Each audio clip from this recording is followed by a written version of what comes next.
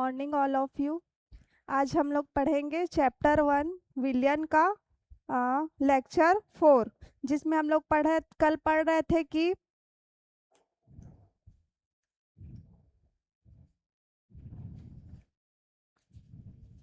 कल हम लोग देखे थे तनु विलियनों के अणु संख्या गुणधर्म एवं द्रव्यमान की गणना, जिसमें कुल कितने होते हैं? 4 होते हैं। एक होता है वाष्प दाब का अपेक्षिक अवनमन, और दूसरा होता है क्वथनांक में उन्नयन, और तीसरा हिमांक में अवनमन, और चौथा होता है परासरण दाब, जिसमें हम लोग चारों में से कल हम लोग पढ़े थे हिमांक में अवनमन और एक परासरण दाब। तो हिमांक में अवनमन क्या होता है? जैसे कोई द्रव है,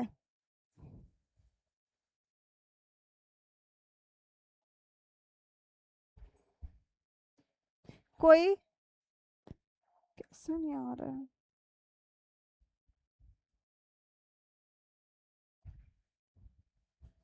कोई द्रव है, द्रव से क्या बनता है? ठोस। जिस जिस तापमान पर वह ठोस बनेगा उसको हम लोग क्या बोलेंगे? उसको बोलेंगे हम लोग हिमांक में अवनमन। जैसे कि द्रव है, जो द्रव कितने डिग्री सेल्सियस में? अभी 25 में। जैसे जैसे मैं इसका टेम्परेचर कम करते जाऊंगी तो ये क्या हो जाएगा? ठोस में परिवर्तित हो जाएगा। जो बर्फ है, पानी पानी बर्फ जो होता है वो ठोस अवस्था में होता है। तो द्रव जो है वो ठोस कब बनता है? जब उसका टेम्परेचर कम होते जाता है, तब उसको बोलते हैं हम लोग हिमांक में अवनमन। उसके बाद पढ़े थे हम लोग परासरण दाब।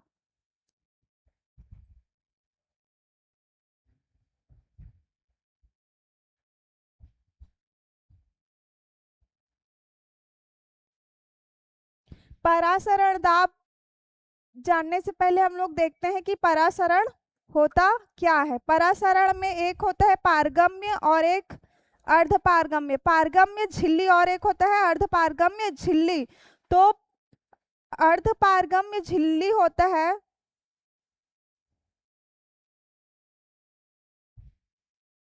अर्धपारगम्य झिल्ली, और एक होता है पारगम्य झिल्ली।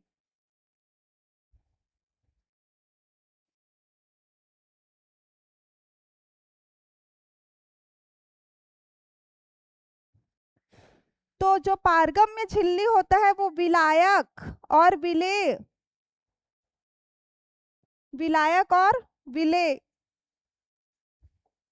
दोनों के अणुओं को अपने में से होकर गुजरने देता है।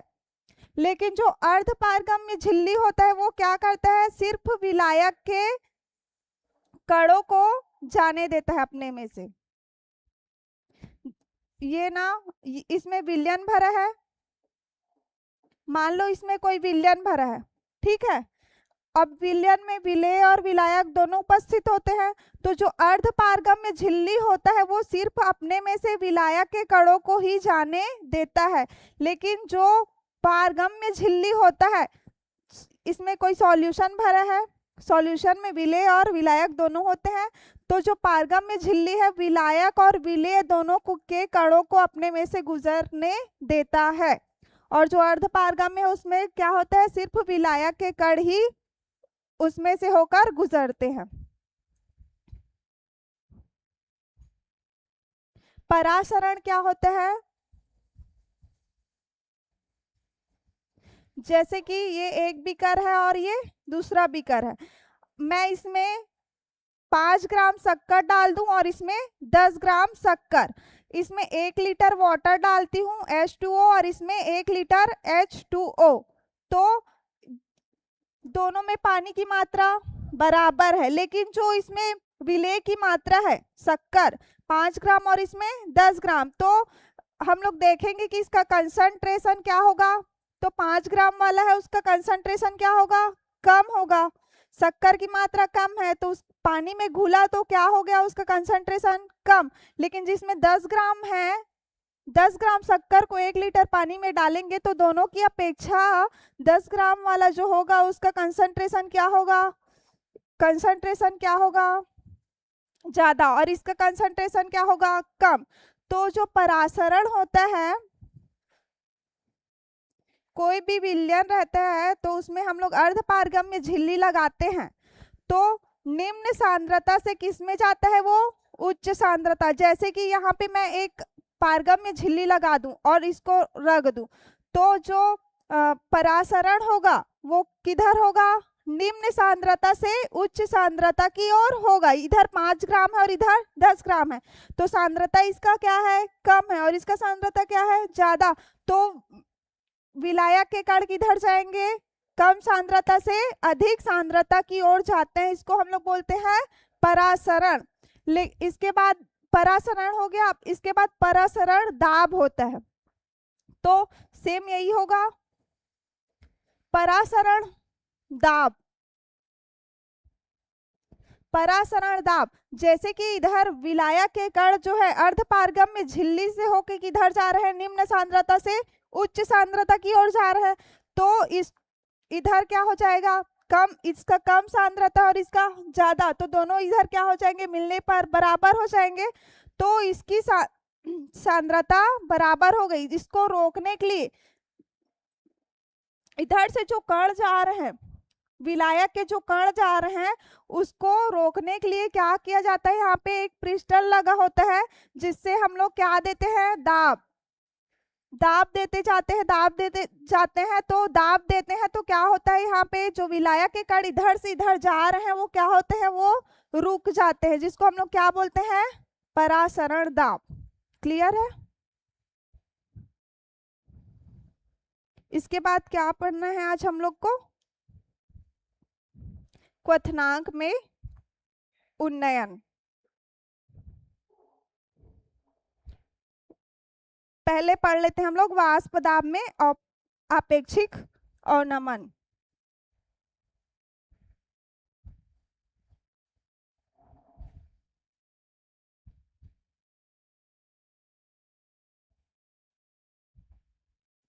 वाष्प दाब में आपेक्षिक अवनमन। अवनमन का मतलब होता है बढ़ना और उन्नयन का मतलब होता है कम होना। जैसे कि अभी मैं पढ़ाई उन्नयन, हिमांक में उन्नयन, तो उन्नयन का मतलब होता है कम होना, उन्नयन का मतलब होता है कम, और अवनमन का मतलब होता है बढ़ना। जैसे कि अभी हिमांक में उन्नयन पढ़ाई, तो उसमें बताई कि द्रव जो होता है वो क्या होता है, ठोस बनता है। पहले तो द्रव का ठोस में बनना, जिस पॉइंट पर वो ठोस में बनेगा उसको हम लोग बोलेंगे हिमांक। लेकिन उसका उन्नयन कैसे जानेंगे, कोई भी शुद्ध पदार्थ है, शुद्ध है, इसमें शुद्ध विलयन है, द्रव नहीं, विलायक है, द्रव, ये है शुद्ध, तो इसको हम लोग क्या बोलेंगे, शुद्ध अवस्था में है अभी। और इसके बाद अगर मैं इसमें कोई H2O है, क्या है, वाष्पशील। लेकिन अगर मैं इसमें कुछ मिला दूं, विलयन में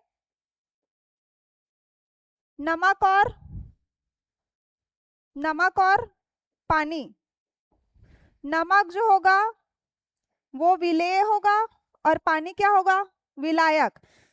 दोनों को मैं एक साथ मिला दूंगी और फ्रिज में रख दूंगी, तो जो द्रव होगा शुद्ध शुद्ध द्रव बस होगा, उसमें विलायक नहीं होगा, सिर्फ विलेय होगा। लेकिन जो सेकंड वाला होगा वो पूरा विलयन होगा, विलेय प्लस विलायक। तो इसको मैं रख दूंगी फ्रिज में, तो इसको मैं देखूंगी, ये 0 डिग्री सेंटीग्रेड टेम्परेचर, मतलब कम ताप में ये क्या हो जाएगा, बर्फ में बन जाएगा, द्रव से क्या हो जाएगा, ठोस में हो जाएगा। तो ये 0 डिग्री हुआ, ये द्रव से ठोस में कितने में बना, 0 डिग्री। लेकिन जैसे ही मैं उसमें एक, ये अवाष्पशील है नमक, और ये जो पानी है वो वाष्पशील, पानी को गर्म करूंगी तो क्या हो जाएगा, भाप बन जाएगा, और नमक को गर्म करूंगी तो नहीं बने। तो ये नमक जो है वो अवाष्पशील है और जो पानी है वो वाष्पशील है। दोनों को मैं मिला के फ्रिज में रख देती हूँ। तो मैं देखती हूँ कि जो शुद्ध वाला है वो 0 डिग्री सेंटीग्रेड ताप पर वो क्या हो जाता है, बर्फ में परिवर्तित हो जाता है। लेकिन जैसे ही मैं ये इसको मिलाई अवाष्पशील और वाष्पशील को, तो उसका जो ताप है वो 0 डिग्री सेंटीग्रेड से क्या हो जाता है, माइनस में चले जाता है। तो ज्यादा से कम में गया, पहले 0 था अब किस में चले गया, माइनस में। 0 से माइनस में चले गया तो उसमें क्या हो गया, कमी। तो कमी को हम लोग क्या बोलते हैं, उन्नयन। इसको हम लोग क्या बोलेंगे, द्रव से ठोस में बन रहा है और ठोस क्या है, ठोस कब बना, 0 डिग्री सेंटीग्रेड पर। तो इसको हम लोग क्या बोलेंगे, हिमांक में उन्नयन। ना समझ आ गया।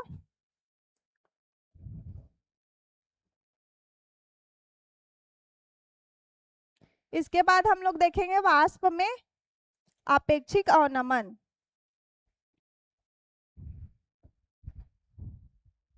तो वाष्प में आपेक्षिक अवनमन जो होता है,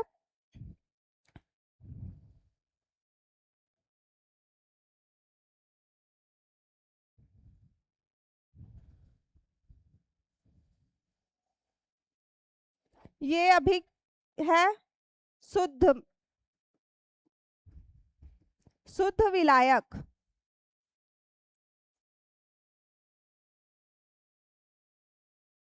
शुद्ध विलायक है, इसको मैं टेम्परेचर दूंगी, ताप, तो ये क्या होगा, गर्म होगा। 1 डिग्री सेंटीग्रेड दूंगी तो कम होगा, 2 3 4 5 6।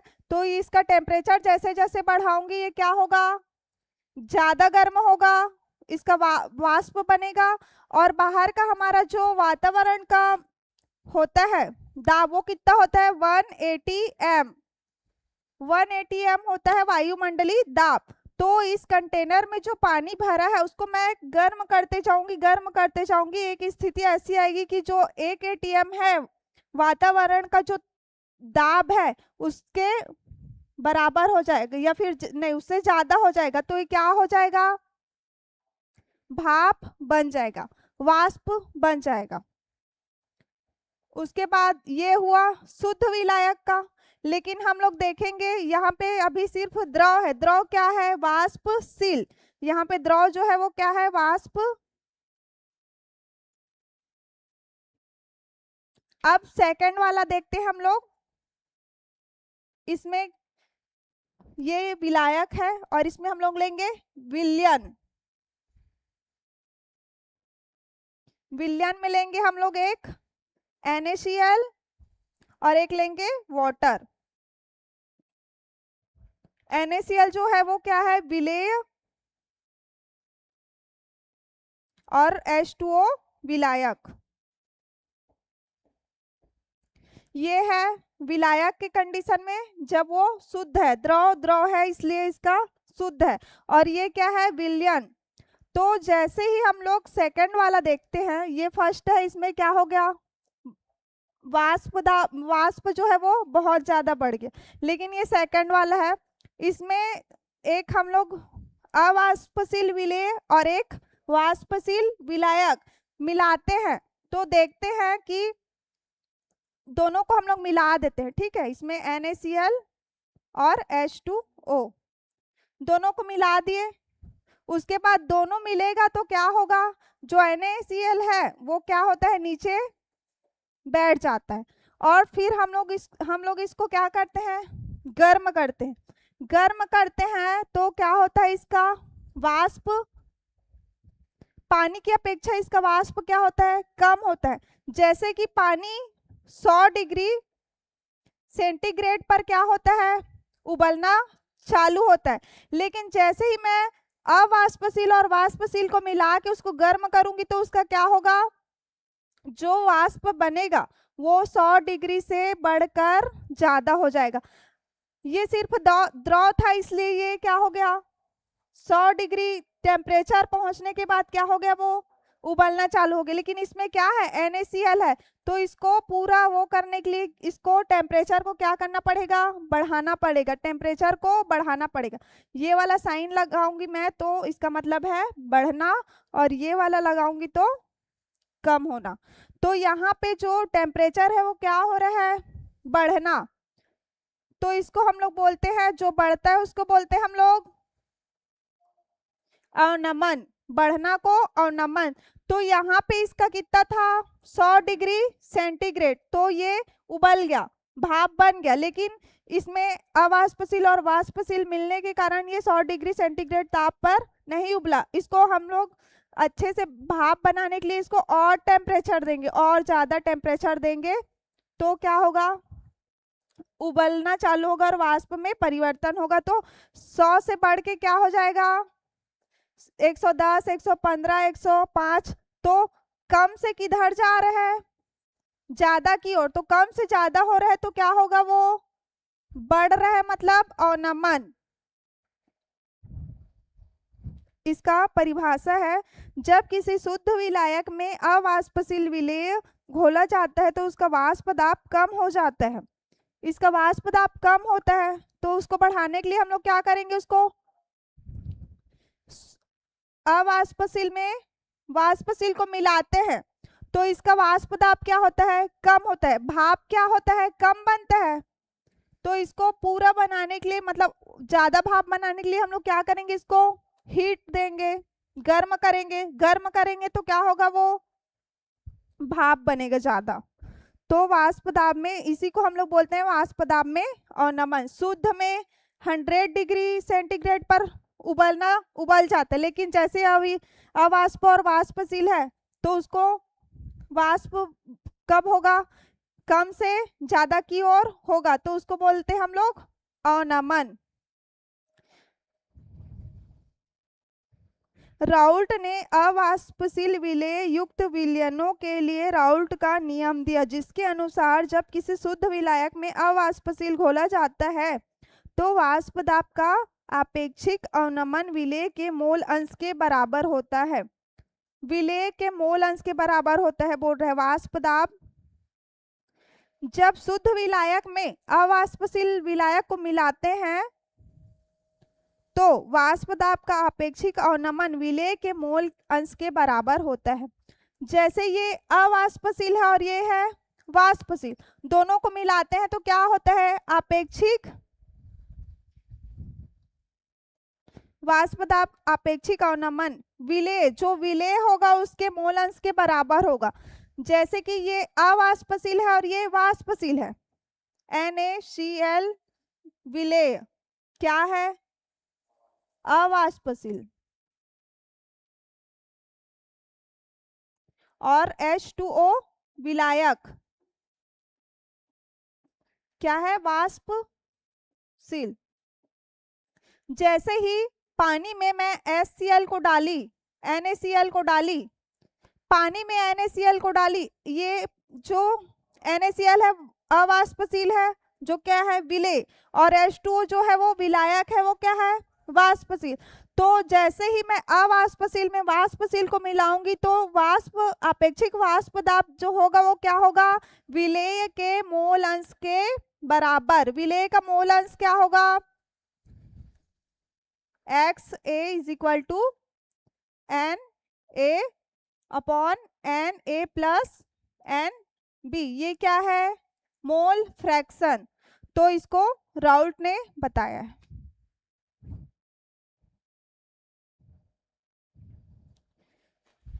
विलेय का जो मोल प्रभाज है वो बराबर होता है।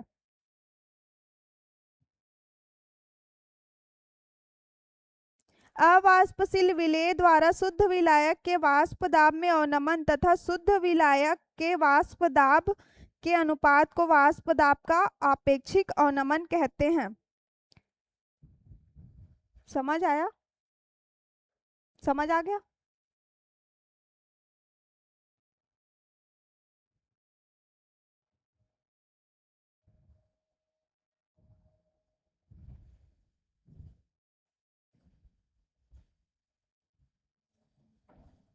राउल्ट के नियम से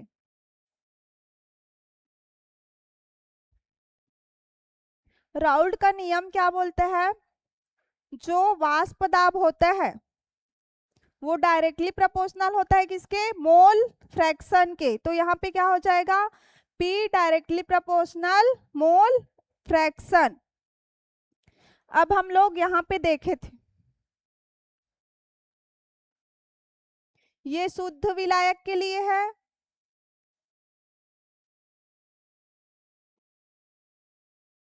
इसमें क्या है? शुद्ध विलायक, और इसमें विलयन।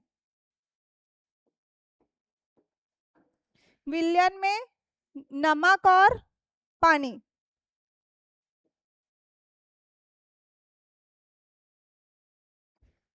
जब शुद्ध अवस्था में होता है उसको हम लोग किससे डिनोट करते हैं? नॉट से। तो इसका दाब क्या हो जाएगा? P नॉट, और इसका P1।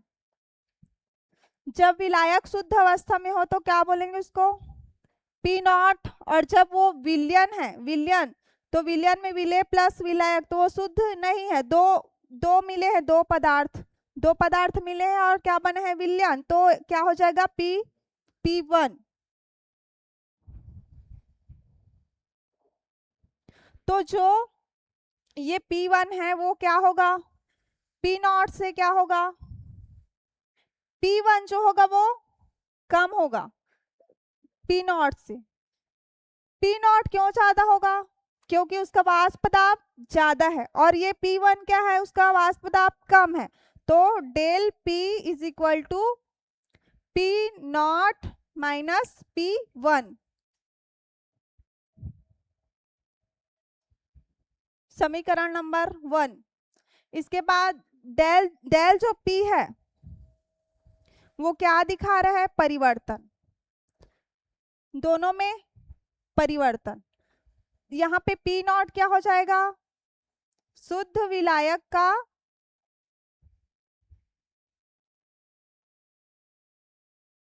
वाष्प दाब, और जो P1 है वो क्या हो जाएगा? विलयन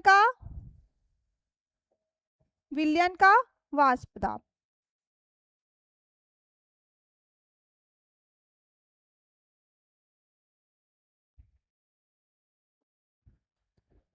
P0 माइनस P1। P0 जो है वो क्या है? उसका वाष्प दाब ज्यादा है किससे? P1 से। उसके बाद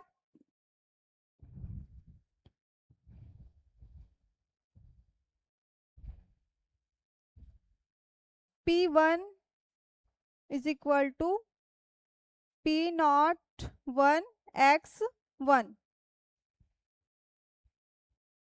x1 का मान क्या होता है?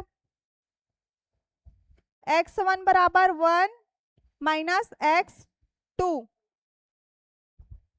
x1 का मान कितना होता है? 1 माइनस x2। इसका मान हम लोग किस में रखेंगे? समीकरण नंबर 1 में। 1 में मान रखने पर समीकरण नंबर क्या है? 1 क्या है? Del P is equal to P not minus P1। तो इसका मान हम लोग क्या रखेंगे?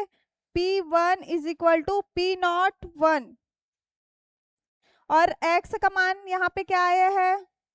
1 माइनस x2। 1 माइनस x2 आया है। उसके बाद इसका इसके साथ गुणा करेंगे और इसका इसके साथ, तो क्या हो जाएगा? P1 is equal to P1 not, फिर P1 नॉट हो जाएगा x2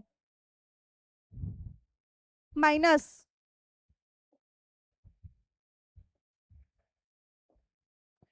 P नॉट 1 का 1 के साथ करेंगे तो क्या होगा? P naught 1। उसके बाद फिर से करेंगे P नॉट 1 x2, इतना हुआ। उसके बाद P1 जो Px है, ये वाला जो है, इसको हम लोग क्या करेंगे? इधर पक्षांतर करेंगे।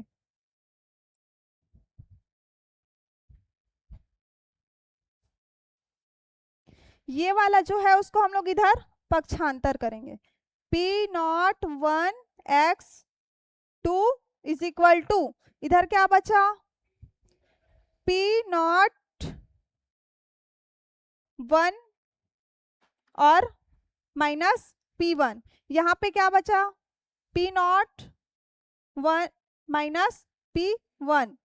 उसके बाद ये वाला है एक्स टू, सेम रहेगा, P one naught minus P one is बटे ये जो है वो क्या हो जाएगा, पी नॉट वन नीचे आ जाएगा। अब एक्स टू का मान क्या हो गया, P naught one minus P one बटे पी नॉट वन। ये वाला जो समीकरण है, ये वाला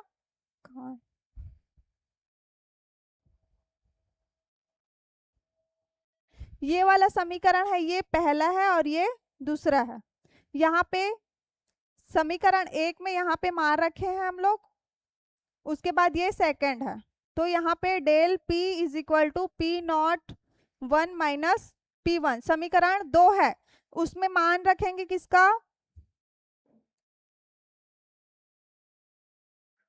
एक्स टू। एक्स टू को हम लोग क्या लिखेंगे,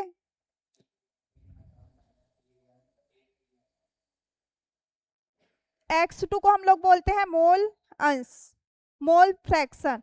मोल फ्रैक्शन का फॉर्मूला है X two is equal to N two, यहाँ पे नंबर है two, X two is equal to N two upon N one plus N to.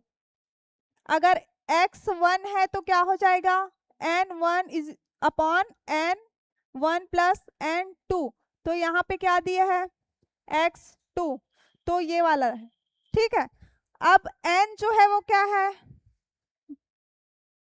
Molal, molal, तो उसके लिए हम लोग सूत्र लगाते हैं एम टू, एन बराबर एम टू बटे डब्लू इंटू इधर हो जाएगा 1000 और इधर हो जाएगा M one M two.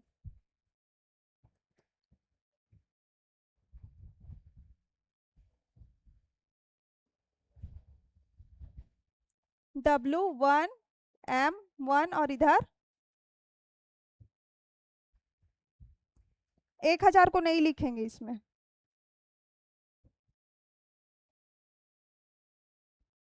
N बराबर क्या हो जाएगा एम टू बटे W two into W one बटे एम वन।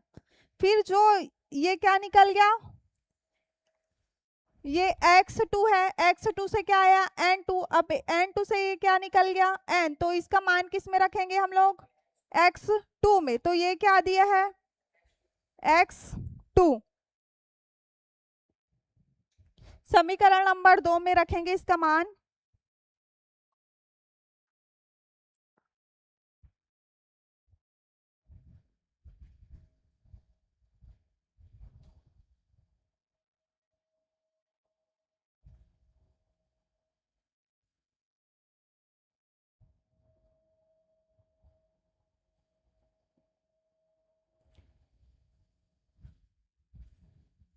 यहाँ पे W2 है,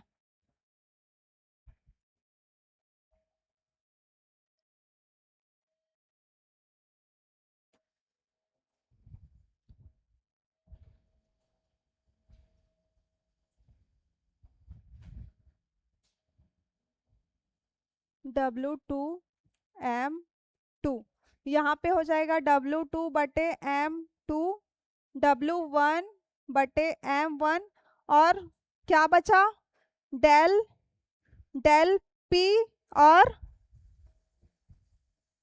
डेल P और P नॉट वन।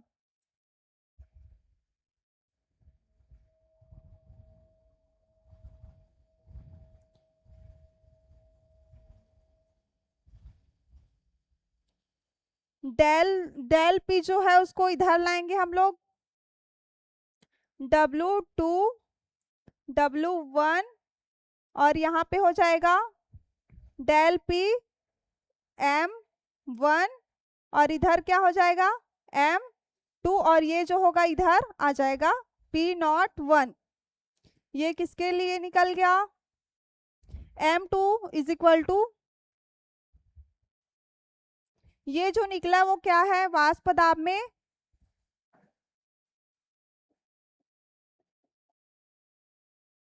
आपेक्षिक अवनमन।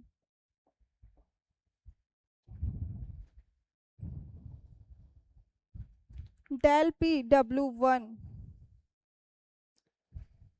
W2 M1, यहाँ पे ना M1 होगा, यहाँ पे M1 है और यहाँ पे W2 है।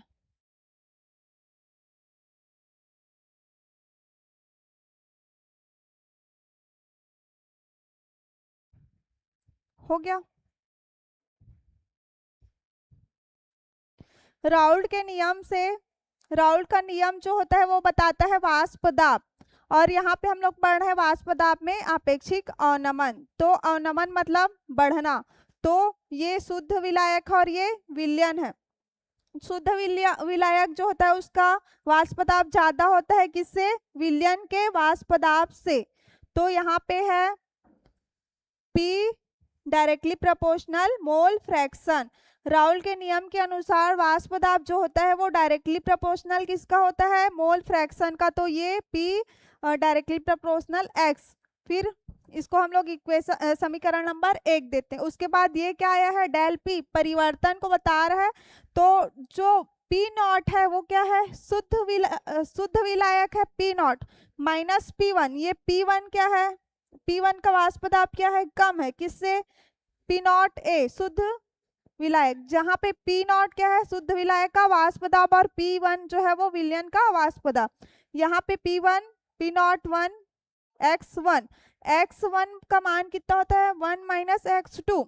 फिर एक में मान रखेंगे P1 बराबर P01, फिर X का मान क्या हो जाएगा? 1 minus X2। P1 is equal to P01 P minus इसका इसके साथ और इसका इसके साथ गुणा कर लेंगे, ठीक। उसके बाद P01 X2 is equal to P01 minus P1, फिर X2 का मान आ गया वहां से। उसके बाद उसको समीकरण 1 में रखेंगे। फिर X2 जो होता है मोल फ्रैक्शन होता है। मोल फ्रैक्शन क्या होता है? विलेय और विलायक के कुल मोलों की संख्या। तो n निकालेंगे वहां से, और n क्या हो जाएगा? ये वाला। उसके बाद उसको मान रखेंगे, फिर ये आ जाएगा वाष्प दाब में आपेक्षिक अवनमन। इसके बाद हम लोग देखेंगे क्वथनांक में उन्नयन।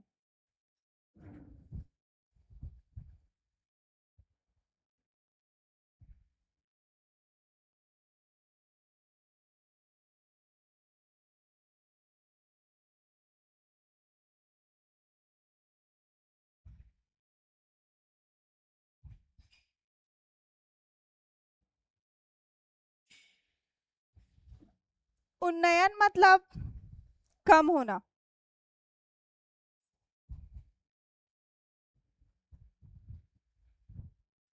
और अवनमन मतलब बढ़ना। अवनमन मतलब बढ़ना और उन्नयन मतलब कम होना।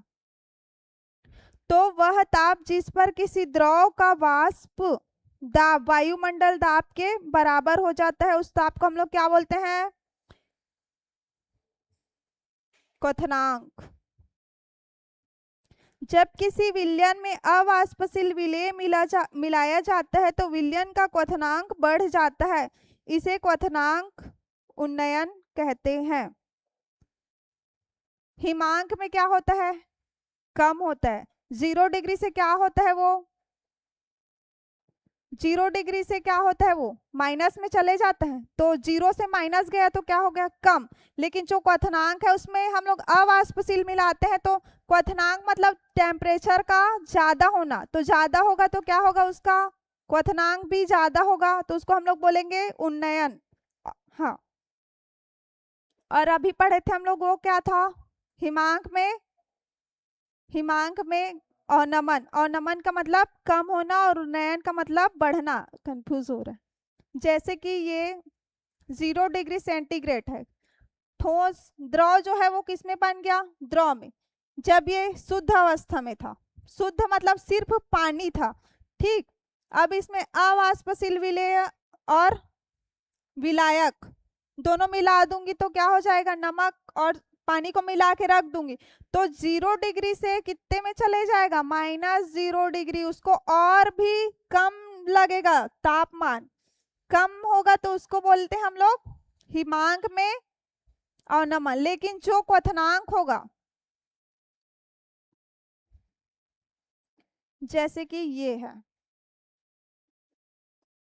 ये शुद्ध है, शुद्ध है, ये कितने डिग्री में उबलेगा, 100 डिग्री में। और जैसे ये कुछ अवाष्पशील प्लस वाष्पशील, वाष्पशील और अवाष्पशील को मिलाएंगे तो क्या हो जाएगा, इसको ज्यादा टेम्परेचर देना पड़ेगा ना, तो 110 से कितना चले 100 से कितना चले गया, 110, टेम्परेचर बढ़ गया तो बढ़ना को बोलते हैं हम लोग उन्नयन, और कम हो रहा है उसको ठोस। शुद्ध वाला जो है वो ठोस कब बना, 0 डिग्री में बना। लेकिन जब उसमें अवाष्पशील मिला देंगे तो क्या हो जाएगा, उसको उसका टेम्परेचर क्या करना पड़ेगा, कम, 0 से माइनस में जाएगा तो उसको हिमांक में उन्नयन, और अवनमन मतलब बढ़ना। किसी विलयन के क्वथनांक में उन्नयन उसके मोलल सांद्रण के समानुपाती होता है। जैसे कि ये है शुद्ध विलायक,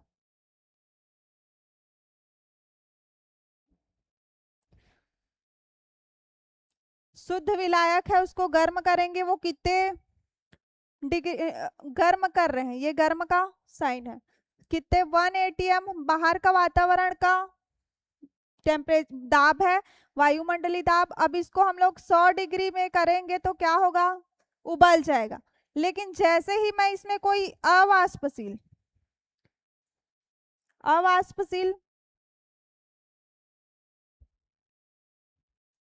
अवाष्पशील में हम लोग हमेशा NaCl को ले रहे हैं ना, नमक, और वाष्पशील में H2O, ये क्या है, विलेय, और ये विलायक। तो हम लोग क्वथनांक किसको बोलते हैं, वह तापमान जिस पर क्या होता है, द्रव का वाष्प में वायुमंडलीय दाब के बराबर होता है। इसको हम लोग कितना गर्म करेंगे कि वो एक एटीएम के क्या हो जाएगा, बराबर। ये कितने में हो जाएगा, 100 डिग्री सेंटीग्रेड में, क्योंकि इसमें सिर्फ शुद्ध विलायक है, लेकिन इसमें क्या है, अवाष्पशील और वाष्पशील। तो इसका जो वाष्प दाब होगा उसको हम लोग 1 atm के बराबर करने के लिए क्या करेंगे, ये 100 डिग्री सेंटीग्रेड ताप पर ये उबल गया, लेकिन इसको हम लोग इसके बराबर लाने के लिए इसको क्या करना पड़ेगा, ज्यादा टेम्परेचर देना पड़ेगा। तो इसको बोलते हैं हम लोग क्वथनांक में उन्नयन। उन्नयन मतलब बढ़ रहा है। तो इसका पहले कितना था, 100 डिग्री सेंटीग्रेड शुद्ध विलायक का, लेकिन जैसे ही उसमें हम लोग क्या मिला है, अवाष्पशील और वाष्पशील, तो क्या हुआ, 100 डिग्री से बढ़कर क्या हो गया, 110 डिग्री या फिर 115 डिग्री हो जाता है। तो ये शुद्ध विलायक और ये अवाष्पशील और वाष्पशील। तो कम से ज्यादा शुद्ध विलायक को कम टेम्परेचर दिए तो वो 1 atm के बराबर हो गया उसका वाष्प दाब, लेकिन जैसे ही उसमें हम लोग अवाष्पशील या अवाष्पशील और वाष्पशील दोनों को मिला के उसको गर्म करते हैं तो उसका वायुमंडलीय दाब के बराबर नहीं होता। तो उसको बराबर करने के लिए हम लोग क्या करेंगे, उसमें और ज्यादा ताप देंगे, जैसे जैसे ताप को बढ़ाएंगे ना तो क्या होगा, ये वाष्प बनेगा।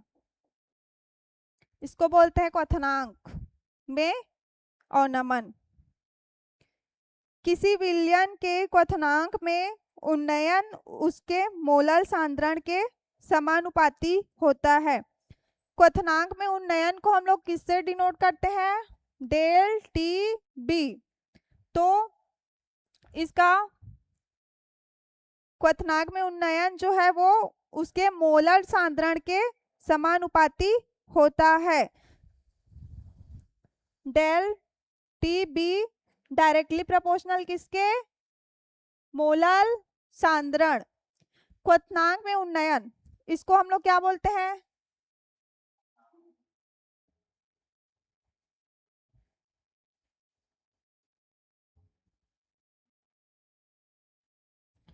क्वथनांक में उन्नयन को हम लोग डेल्टा टीबी से शो करते हैं।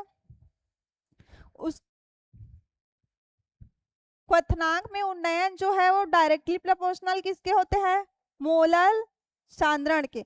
तो इसको हम लोग डेल्टा टीबी, डायरेक्टली प्रोपोर्शनल को हटाऊंगी तो क्या लगेगा, कांस्टेंट के और एम का एम, जहां पे डेल्टा टीबी क्या है, क्वथनांक में उन्नयन, और यहाँ पे कांस्टेंट क्या लगेगा, के बी।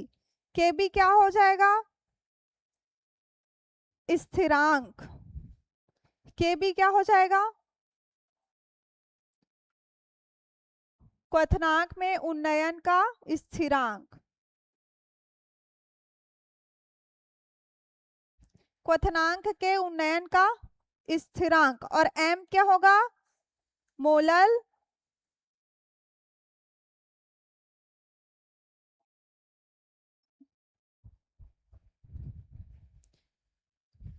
तो जो क्वथनांक में उन्नयन है वो क्वथनांक में उन्नयन मोलर सांद्रण के डायरेक्टली प्रोपोर्शनल होता है। जैसे जैसे उसका मोलर सांद्रण बढ़ेगा, इस मोलर सांद्रण जैसे जैसे बढ़ेगा उसको क्वथनांक में उन्नयन क्या होगा, बढ़ेगा। जैसे जैसे ये क्वथनांक में उन्नयन कम होते जाएगा वैसे वैसे मोलर सांद्रण भी क्या हो जाएगा, कम। दोनों क्या होते हैं, डायरेक्टली प्रोपोर्शनल होते हैं एक दूसरे के। अब m बराबर क्या होता है, मोलर डब्ल्यू बी इंटू 1000 बटे एम बी गुणित डब्ल्यू ए, आयतन।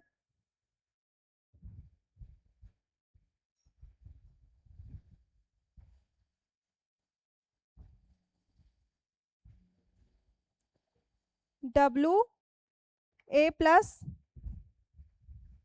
एम बी,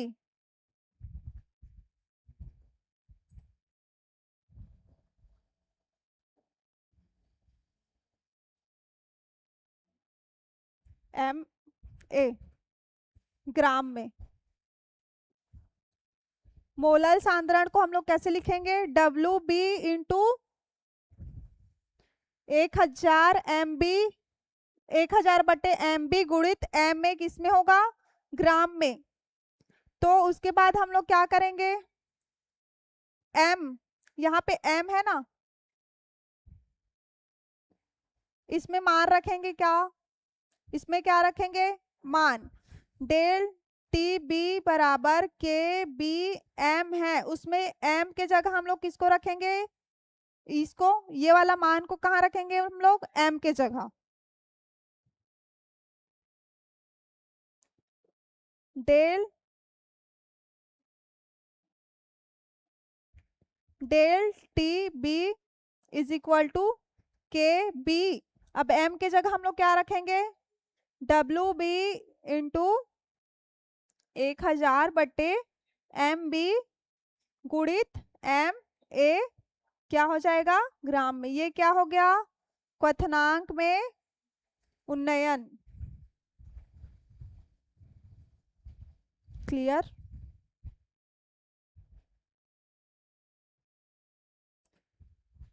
क्वथनांक में उन्नयन,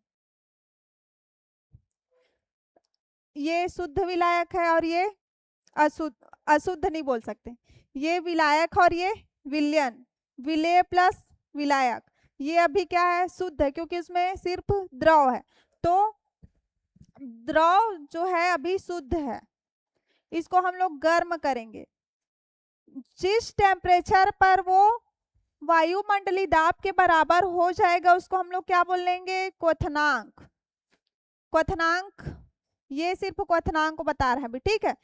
जिस टेम्परेचर पर पानी जो है वायुमंडलीय दाब के बराबर हो जाता है उसको हम लोग बोलते हैं क्वथनांक। लेकिन हम लोग पढ़ क्या रहे हैं क्वथनांक में, उन्नयन। उन्नयन मतलब बढ़ना। तो हम लोग शुद्ध विलायक का देखें तो उसका कितना आया, 100 डिग्री सेंटीग्रेड। तो ये हुआ शुद्ध विलायक का। लेकिन हम लोग को उन्नयन देखना है, उन्नयन देखना है। तो हम लोग देख रहे हैं कि कोई भी ये कंटेनर है जिसमें क्या है, विलेय प्लस विलायक। जो विलेय है वो है अवाष्पशील नमक NaCl। तो NaCl को हम लोग किसके साथ, पानी के साथ NaCl को मिलाएंगे। तो एक है अवाष्पशील और एक है वाष्पशील। तो दोनों को मिक्स कर, मतलब दोनों को भाप बनाने के लिए क्या करने पड़ेगा, टेम्परेचर क्या होगा, ज्यादा लगाना पड़ेगा। ये तो 100 डिग्री सेंटीग्रेड में हो गया क्योंकि वो सिर्फ पानी था, लेकिन इसमें पानी के साथ साथ नमक भी है तो 100 डिग्री से और ज्यादा लगाना पड़ेगा ना। तो जो 100 डिग्री है उससे बढ़ जाता है। इसको इतना टेम्परेचर देंगे कि वो क्या हो जाएगा, 1 atm दाब के बराबर हो जाएगा। तो हम लोग वही देख रहे हैं कि उन्नयन किसको बोलते हैं। तो शुद्ध विलायक रहता है उसका 100 डिग्री सेंटीग्रेड पर वो पानी उबलता है, लेकिन जैसे हम लोग अवाष्पशील मिला देते हैं तो क्या होता है, वो नहीं घुलता। तो उसको अच्छे से वाष्प बनाने के लिए क्या करते हैं, उसको और टेम्परेचर देते हैं। तो जिस टेम्परेचर पर अवाष्पशील और वाष्पशील मिलाने पर जिस टेम्परेचर पर उसका 1 atm दाब के बराबर होता है उसको हम लोग बोलते हैं क्वथनांक में उन्नयन। तो 100 डिग्री से कितने में चले गया, 110। तो क्या होगा, शुद्ध विलायक से अवाष्पशील और वाष्पशील मिलाया तो उसका बढ़ गया। तो इसको बोलते हैं हम लोग क्वथनांक में उन्नयन। क्वथनांक में उन्नयन को हम लोग डेल्टा TB से डिनोट करते हैं। जहां क्वथनांक में उन्नयन का जो परिभाषा है वो कैसे लिख सकते हैं हम लोग, क्वथनांक में उन्नयन जो है वो मोलल सांद्रण के डायरेक्टली प्रोपोर्शनल है। ये मोलल सांद्रण के डायरेक्टली प्रोपोर्शनल क्या, क्वथनांक में उन्नयन मोलल सांद्रण के डायरेक्टली प्रोपोर्शनल है। मोलर सांद्रण जैसे जैसे बढ़ते जाएगा उसका क्वथनांक में उन्नयन क्या होगा, बढ़ेगा। अगर मोलर सांद्रण, अगर क्वथनांक में उन्नयन कम होते जाएगा तो उसका मोलर सांद्रण भी क्या हो जाएगा, कम होते जाएगा। तो क्या बोलेंगे हम लोग, डायरेक्टली प्रोपोर्शनल, समानुपाती होता है। क्वथनांक में उन्नयन जो है मोलर सांद्रण के समानुपाती होता है।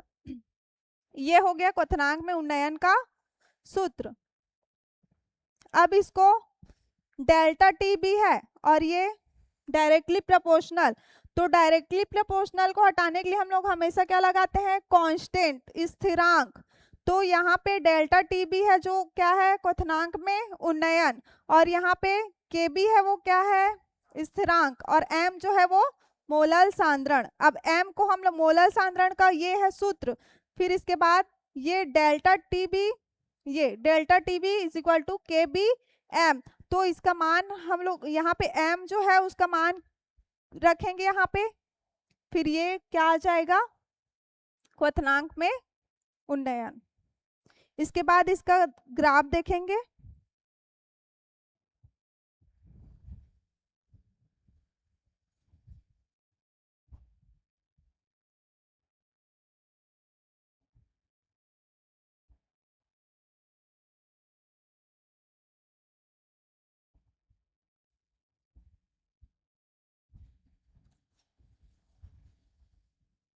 ये मान लो x एक्सिस और ये y, इधर जाएंगे तो क्या लेंगे हम लोग, टेम्परेचर। क्वथनांक में उन्नयन तो टेम्परेचर, और इधर प्रेशर दाब, और इधर ताप।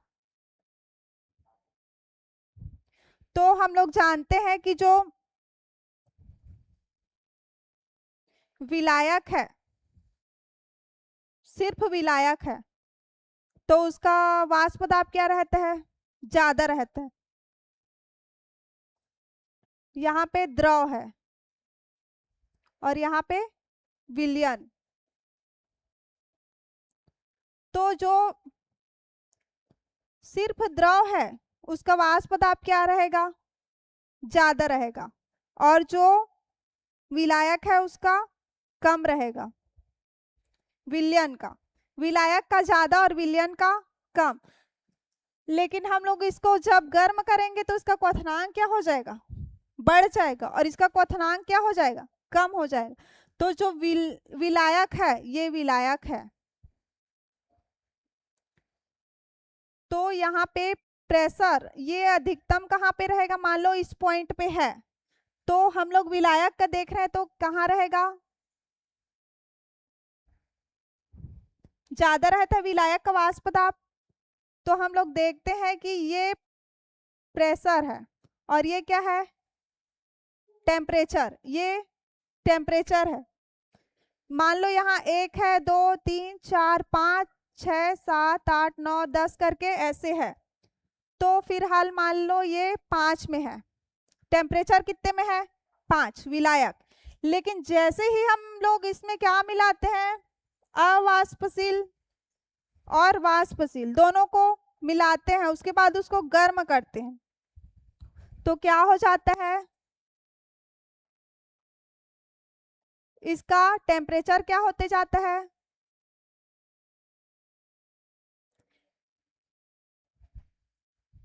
इस पॉइंट पे आया और ये इस पॉइंट पे। तो जो शुद्ध विलायक है वो क्या है, उसका टेम्परेचर कम है, लेकिन जो अवाष्पशील और वाष्पशील है वो कहाँ पहुंच गए, इधर 5 से कहाँ पहुंच गया, 10 में। तो ये है इसका ग्राफ।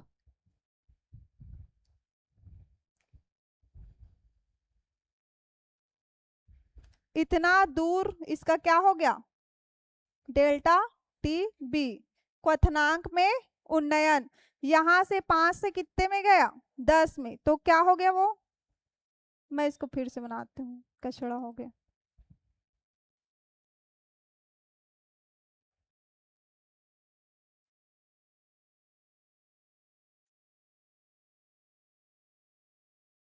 ये x है और ये y, इधर जाते हैं तो क्या होता है, टेम्परेचर बढ़ता है, और इधर जाते हैं तो प्रेशर बढ़ता है, इधर टेम्परेचर और इधर प्रेशर दाब। तो मान लेते हैं हम लोग ये है शुद्ध विलायक का, शुद्ध विलायक है, इधर हम लोग देखते हैं कि ये किस टेम्परेचर पे क्या हुआ, गर्म हुआ, इधर जा रहे हैं तो टेम्परेचर, ये शुद्ध विलायक, शुद्ध विलायक का वाष्प दाब हमेशा ज्यादा होता है। और उसके बाद ये वाला है अवाष्पशील और वाष्पशील, जिसका वाष्प दाब क्या होता है, कम होता है। तो हम लोग देखेंगे कि इसका वाष्प दाब और टेम्परेचर ये जिस पॉइंट पे आएगा उसको हम लोग बोलेंगे क्वथनांक।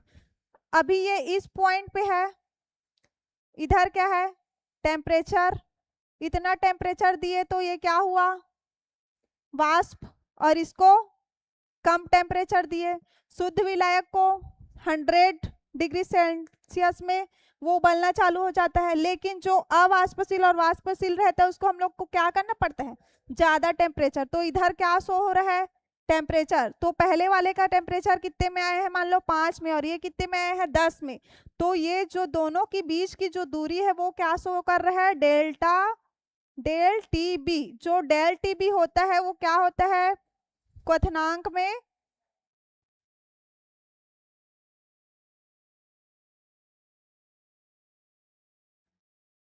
क्वथनांक में उन्नयन। और ये जो पॉइंट है, इस पॉइंट में ये शुद्ध विलायक है और ये है विलयन। शुद्ध विलायक के लिए टेम्परेचर कम लगा उसको उबलने के लिए, 180 m दाब तक आने के लिए, और जो विलयन है अवाष्पशील और वाष्पशील वाला, उसको ज्यादा टेम्परेचर लगा। किस लिए लगा? क्वथनांक के लिए। ज्यादा टेम्परेचर दिए तो ये वायुमंडलीय दाब के बराबर हुआ। तो जिस पॉइंट पे आता है उसको हम लोग बोलते हैं, जिस टेम्परेचर पर वो वायुमंडलीय दाब के बराबर होता है उसको बोलते हैं हम लोग क्वथनांक। तो जो अवाष्पशील होता है उसको जो टेम्परेचर होता है उसका वो ज्यादा होता है किसकी अपेक्षा? शुद्ध विलायक की अपेक्षा। इसमें कम टेम्परेचर लगा है और इसमें ज्यादा। क्लियर? इसके बाद कल हम लोग पढ़े थे परासरण दाब।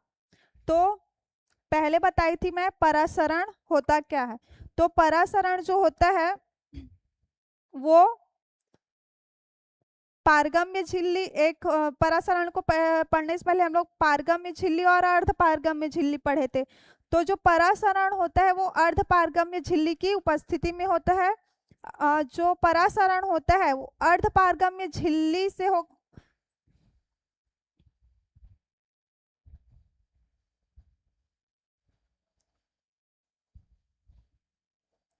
इसमें से सिर्फ विलायक के कण जो होते हैं वो क्या होते हैं? अर्धपारगम्य झिल्ली को पार करते हैं। और आज हम लोग देखेंगे परासरण और विसरण में अंतर। जो परासरण होता है वो अर्धपारगम्य झिल्ली का, परासरण में अर्धपारगम्य झिल्ली का यूज करते हैं, लेकिन विसरण में क्या होता है उसमें अर्धपारगम्य झिल्ली की आवश्यकता नहीं होती। उसके बाद होता है परासरण जो होता है ये एक ही दिशा में चलता है। विलायक जो है, परासरण में जो विलायक है वो अर्धपारगम्य झिल्ली को पार कर जाते हैं और क्या होता है इसका दिशा एक ही दिशा में होता है। लेकिन जो विसरण होता है, विसरण है उसमें अर्धपारगम्य झिल्ली की आवश्यकता नहीं होती। तो उसमें क्या होते हैं, कण जो होते हैं वो क्या होते हैं? विलेय एवं विलायक दोनों की अणुओं की विपरीत दिशा में प्रवाह होता है। जैसे कि इसमें विलयन भरा है, विलयन में विलेय प्लस विलायक दोनों रहते हैं। तो जो विलेय और विलायक है तो उसके अणु जो होते हैं वो क्या होते हैं? एक दूसरे के विपरीत होते हैं। लेकिन जो परासरण होता है उसमें विलायक, बस विलायक होता है, उसमें विलायक के जो कण होते हैं उसका दिशा जो होता है वो एक ही दिशा में होता है, अर्धपारगम्य झिल्ली को पार करके जाते हैं। लेकिन विसरण में अर्धपारगम्य झिल्ली की आवश्यकता नहीं होती। इसमें विलेय और विलायक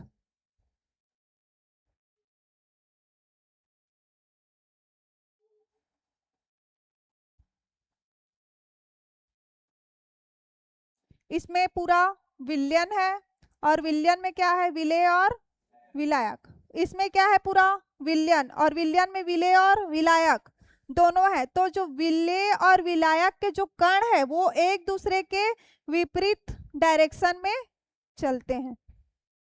उसके बाद है जो परासरण होता है। परासरण जो होता है वो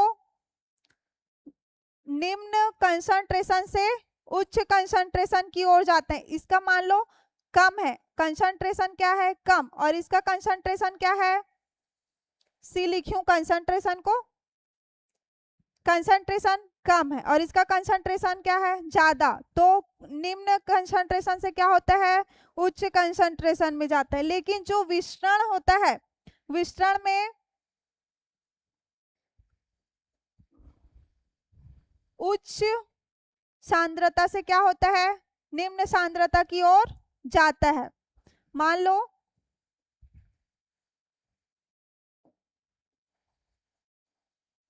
ये है 5 ग्राम वाला और ये 10 ग्राम, इसका सांद्रता क्या है, कम, और इसका ज्यादा, तो विस्तरण में क्या होगा, ज्यादा से कम की ओर।